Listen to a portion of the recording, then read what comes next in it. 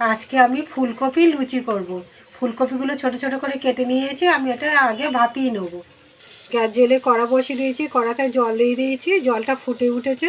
আমি এবার ফুলকপিগুলো দিয়ে দেবো। ফুলকপিগুলো ভাপিয়ে নিলে তাহলে আর গ্যাস হবে না খেলে।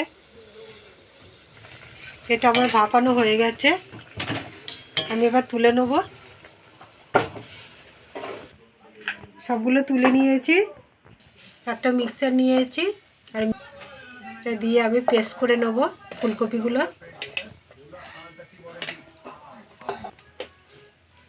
এটা পেস্ট করা হয়ে গেছে, এটা ঢেলে নিয়েছি।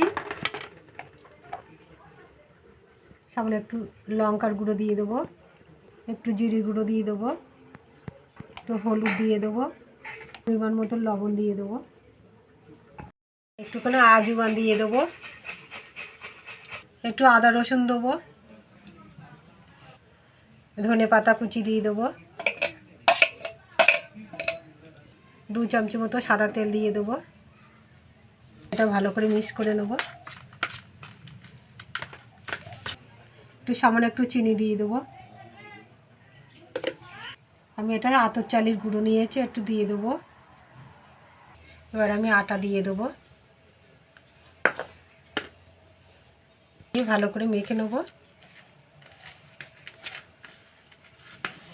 এটা আমার মাখা হয়ে গেছে, আমি এবার লেচি কেটে নেব। সবগুলো আমি এরকম করে নেব লেচিগুলো। সব লেচিগুলো কেটে গোল গোল করে নিয়েছি, আমি এবার বেলে নেব।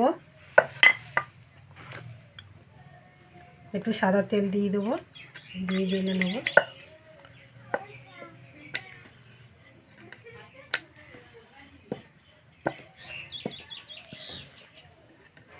সবগুলো এরকম করে বেলে নেব।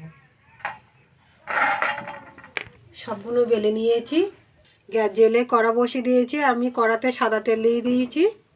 তেলটা গরম হয়ে গেছে, আমি এবার ভেজে নেব।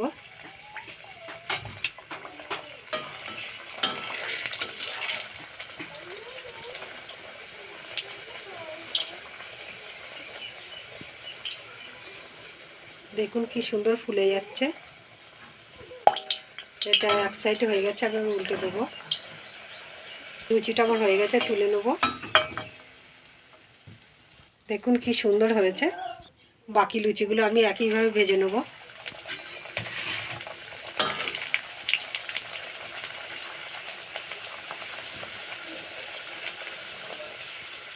তেলটা ভালো করে গরম হবে, নয় ফুলবে না। কাঁচা তেলে দিলে লুচি ফুলবে না। সবগুলো আমার হয়ে গেছে, আমি তুলে নেব। সবগুলো তুলে নিয়েছি, দেখুন কি সুন্দর হয়েছে। এরকম করে বাড়িতে করে খাবেন। খেয়ে ভালো লাগলে আমার চ্যানেলটাকে লাইক করবেন, শেয়ার করবেন, কমেন্ট করবেন, সাবস্ক্রাইব করবেন। ধন্যবাদ।